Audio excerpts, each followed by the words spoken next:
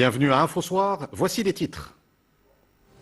Le Maroc passe à la phase 3 du déconfinement à partir de ce soir à minuit. Des mesures d'assouplissement sont prévues, notamment pour le tourisme, le transport ou les rencontres sportives. Le gouvernement appelle les citoyens à continuer de respecter pleinement les mesures préventives face au Covid-19. Le Haut Commissariat au Plan publie une nouvelle étude sur les conséquences économiques, sociales et psychologiques du coronavirus sur les ménages. Comportements préventifs, activités sociales, vacances d'été, les principales conclusions de l'enquête dans ce journal. Les préparatifs de Eid al-Adha se poursuivent, les marchés de vente du bétail ouvrent leurs portes. C'est le cas notamment à Ouarzazate où l'opération de commercialisation se déroule dans le respect des mesures de prévention sanitaire. À la fin de ce journal, vous découvrirez cette belle initiative à Tanger. Des artistes ont organisé une vente aux enchères de leurs œuvres. Les sommes recueillies seront entièrement reversées au Fonds spécial de gestion de la pandémie de Covid-19. Madame, Monsieur, bonsoir. Le Maroc passe à la phase 3 du déconfinement. À partir de ce soir, minuit, plusieurs mesures d'assouplissement sont prévues, notamment pour le tourisme, le transport ou les rencontres sportives. Pour la réussite de cette nouvelle étape, le gouvernement appelle les citoyens à respecter pleinement les mesures préventives face au Covid-19. Mamadou Diaye. C'est une nouvelle étape dans le processus d'assouplissement des mesures de restriction dans le royaume. La troisième phase du plan de déconfinement entre en vigueur ce 19 juillet à minuit. Elle permet ici aux établissements touristiques de faire le plein de leur capacité d'accueil sans dépasser 50% de leurs espaces communs, à savoir les restaurants, piscines, salles de sport, entre autres.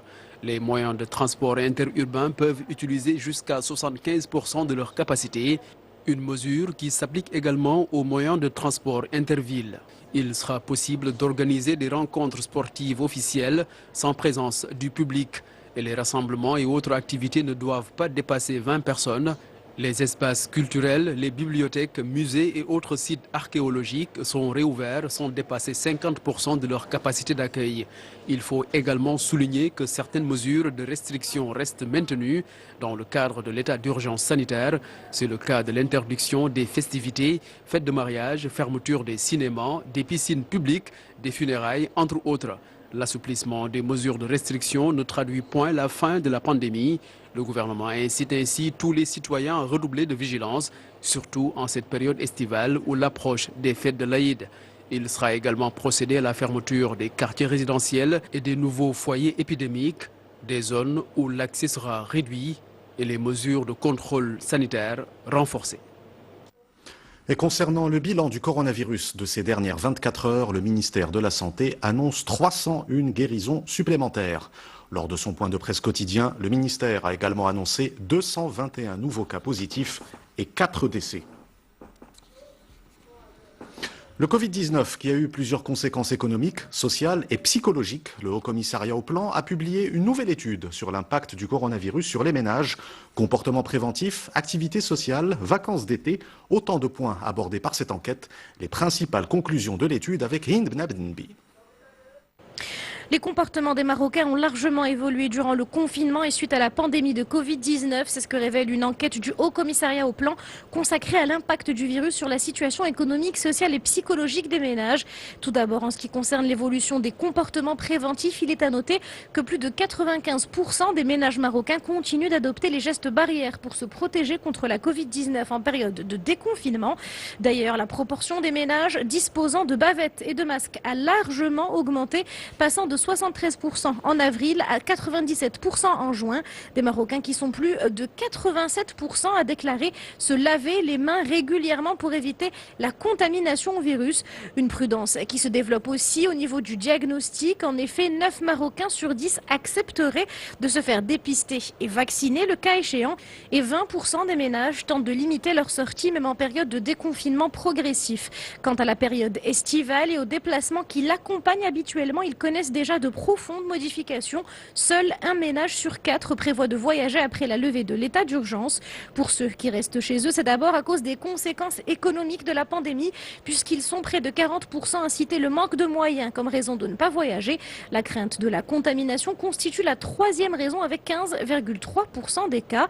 Ceux qui vont s'aventurer à prendre la route cet été recommandent à plus de 50% la désinfection et l'aseptisation régulière des sites touristiques et 32% 40% souhaiteraient avoir à leur disposition des masques et des produits désinfectants sur leur lieu de villégiature. À noter également que plus de la moitié des ménages interrogés déclarent avoir confiance en les pouvoirs publics pour déconfiner la population de manière satisfaisante. L'objectif principal de cette enquête menée par le HCP auprès d'un échantillon représentatif de 2169 ménages consiste à évaluer les répercussions de la crise sanitaire sur les différentes couches de la population marocaine. Sachez également que le premier groupe des travailleuses saisonnières marocaines de Huelva, en Espagne, est arrivé aujourd'hui au port de Tangemed. Elles étaient à bord d'un bateau en provenance du port de Huelva. Il s'agit de 1200 travailleuses sur un total de plus de 7000 qui seront rapatriées par voie maritime à bord de 6 bateaux mis à disposition par le Maroc. À travers le globe, le nombre de contaminations au Covid-19 a dépassé les 14 300 000 depuis l'apparition du virus. Et la pandémie continue de progresser aux États-Unis et au Brésil, les deux pays les plus touchés par le Covid-19. Le point sur la situation mondiale avec Mamadou Diaye. L'État de Floride à lui seul enregistre plus de 300 000 cas de Covid-19 aux États-Unis. Face au rythme effréné de la contamination, plusieurs hôpitaux américains sont au bord de l'asphyxie. Cela fait près de 72 heures que le pays bat des records de contamination. Dans l'État de Floride, le taux de positivité des tests est supérieur à 16%. Au Brésil, 921 personnes ont perdu la vie au cours des dernières 24 heures. L'État de Sao Paulo, le plus peuplé du pays, est de loin le plus touché par la pandémie avec plus de 400 000 cas détectés. À Hong Kong, la situation est jugée critique par les autorités. La situation est vraiment critique et rien n'indique qu'elle soit maîtrisée. C'est pourquoi j'ai convoqué ce matin une réunion de haut niveau pour envisager une réponse. Au Japon, le virus touche de plus en plus de jeunes. Les autorités sanitaires estiment que près de 65% des personnes nouvellement infectées sont âgées entre 20 et 30 ans. Et pour la troisième journée consécutive, Tokyo dépasse la barre des 200 cas. Une courbe qui ne décroît pas pour autant à l'échelle mondiale. Plus de 7000 personnes ont perdu la vie au cours des dernières 24 heures. Certains pays durcissent même les mesures. Port du masque obligatoire à Melbourne en Australie et reconfinement partiel pour quelques 5 millions d'habitants dans l'État de Victoria. Et pour surmonter l'impact économique de la pandémie, les pays de l'Union européenne tentent de mettre en place un plan de relance, mais les 27 peinent à trouver un compromis. Les dirigeants des pays européens sont réunis à Bruxelles pour la 3e journée consécutive. Les montants des prêts et des subventions, ainsi que le contrôle des fonds, sont les principaux points de discorde entre les pays du vieux continent. Restons en Europe, où la France, l'Allemagne et l'Italie appellent à la fin des interférences étrangères dans le dossier libyen. Paris, Berlin et Rome menacent même de sanctions les pays qui violent l'embargo sur les armes imposé en Libye depuis 2011. Amina Benhalq. Angela Merkel, Emmanuel Macron et Joseph Conté réclament l'arrêt des combats en Libye. L'Allemagne, la France et l'Italie disent également dans une déclaration commune envisager des sanctions contre les puissances étrangères qui violent l'embargo sur les armes en terre libyenne, embargo établi par le Conseil de sécurité des Nations Unies. Cet appel, lancé par les 3 puissances européennes, est un message clair en réaction à l'engagement militaire turc qui soutient le gouvernement d'union nationale basé à Tripoli. Cette présence de la Turquie est dénoncée avec virulence par Al-Fattah Sisi qui se range, lui, du côté du maréchal Khalifa Haftar. Dans ce scénario qui s'éternise depuis 2011, c'est la Libye qui est déchirée par ce conflit entre 2 pouvoirs rivaux. Mais selon le secrétaire général de l'ONU, ces derniers mois marquent une interférence étrangère ayant atteint des niveaux sans précédent avec la livraison d'équipements sophistiqués et le nombre de mercenaires impliqués dans les combats. Retour au Maroc avec le concours d'accès au cycle normal de l'Institut royal de l'administration territoriale. 2500 candidats ont pris part aux épreuves qui se sont déroulées aujourd'hui à Rabat. Un concours qui se tient dans le strict respect des mesures de prévention sanitaire. Reportage Mohamed El-Kant et Hicham Sunni, le récit de Rizlan Taibi. Paillasson désinfectant à la porte d'entrée, masque de protection barrant les visages des candidats et sur les pupitres des feuilles d'examen aseptisées avec des lampes ultraviolets. Toutes les mesures d'hygiène ont été scrupuleusement respectées pour que les candidats passent leur concours dans les meilleures conditions.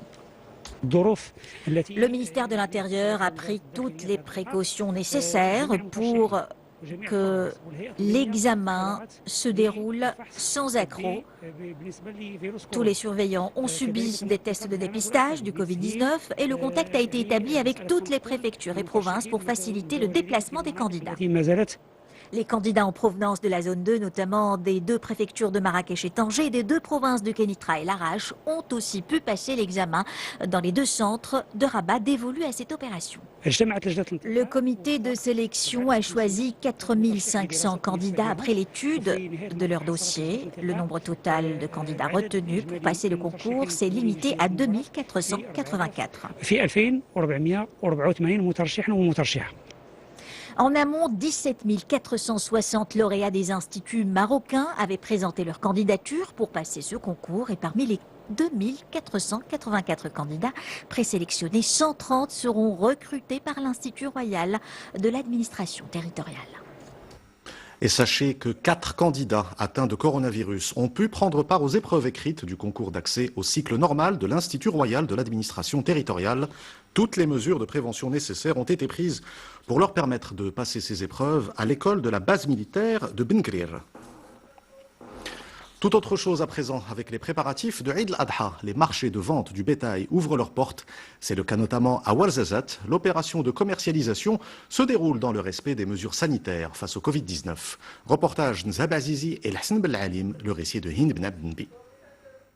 Nous sommes dans la commune de Termikt, dans la banlieue de Ouarzazate. C'est dans ce marché qu'est commercialisé le bétail destiné au sacrifice lors de Eid al-Adha. À l'entrée, les mesures de sécurité sanitaire sont à respecter. Parmi elles, la prise de température, le changement de masque et la désinfection des mains. C'est le premier jour, le marché vient d'ouvrir. Tout se passe bien, même si on s'attend à des difficultés à cause de la pandémie.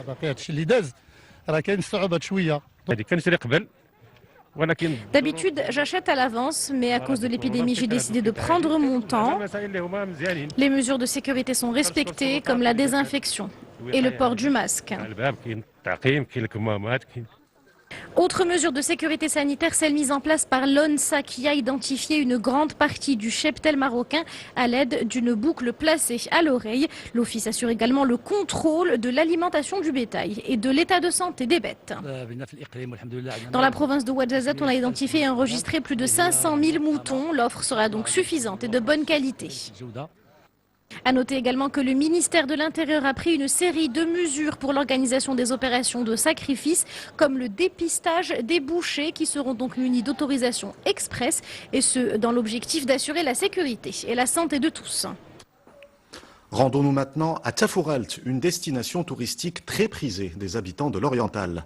Avec sa grande biodiversité, le parc naturel des Bdiznesn est l'un des atouts majeurs de la région de Tafouralt. Reportage Oussama Oufrir et Younes Nasseri, le récit de Rizlan Taibi.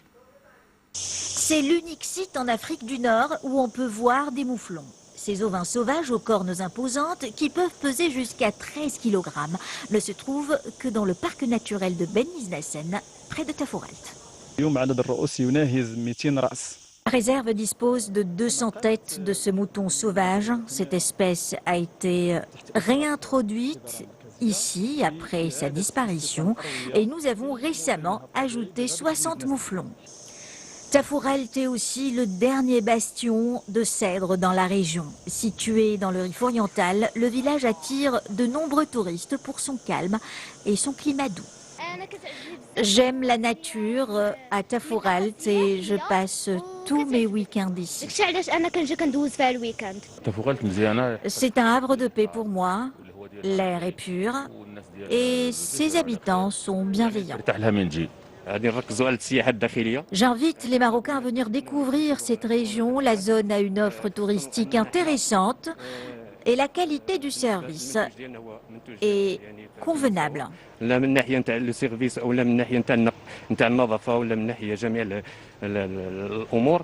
À proximité de Tafouralt, les touristes peuvent aussi découvrir la vallée de Zegzel, connue pour ses gorges et ses canyons. Et pour les amateurs d'archéologie, la région regorge de vestiges préhistoriques datant de plus de 12 000 ans. Pour clore ce journal, cette belle initiative à Tanger, des artistes ont organisé une vente aux enchères de leurs œuvres. Les sommes recueillies seront entièrement reversées au Fonds spécial de gestion de la pandémie de Covid-19. Reportage Falid Reitou, le récit de Samia Harissi. Cette toile de Gregi Bouslaï, datant de 1963, est mise aux enchères à 9 000 dirhams pour être adjugée à 13 000. Comme ce tableau de maître, pas moins de 56 œuvres ont été offertes par de généreux artistes. L'intégralité du montant de la vente servira à financer le fonds Covid-19, une initiative de la galerie et établissement de vente aux enchères tangérois Mazadeh Art. Je suis très heureux d'avoir été le chef d'orchestre de cette manifestation. En vérité, c'est grâce aux artistes qui sont donateurs, parce que c'est les artistes qui ont voulu donner gracieusement leurs œuvres. Dans la salle, les amateurs d'art ont répondu présents. Un formidable élan de solidarité, cette vente se fera sans frais pour les acheteurs. Parmi les 56 artistes participant à cette action caritative, Hassan Bourqiya, Safa Arrouas, Mahi Bin et la jeune Hiba Khamlichi. Je suis heureuse encore une fois de pouvoir participer à aider à travers la vente de tableaux. On est là et on est toujours au service du Maroc. Je pense que c'est la première vente aux enchères consacrée à 100% au profit du fonds Covid. Le numéro 3. Une vente aux enchères aux couleurs du Maroc, une symbiose artistique patriotique pour contribuer à lutter contre les conséquences économiques et sociales de la pandémie. Avant de nous quitter, je vous rappelle l'une des principales informations de cette édition. Le Maroc passe à la phase 3 du déconfinement à partir de ce soir minuit. Plusieurs mesures d'assouplissement sont prévues, notamment pour le tourisme, le transport ou les rencontres sportives. Pour la réussite de cette nouvelle étape, le gouvernement appelle les citoyens à respecter pleinement les mesures préventives face au Covid-19. C'est la fin de cette édition. Vous retrouvez tout à l'heure Zahra Etihel pour Al Masaïa et demain Ihsan Benbel pour Infosoir. Excellente soirée sur 2M.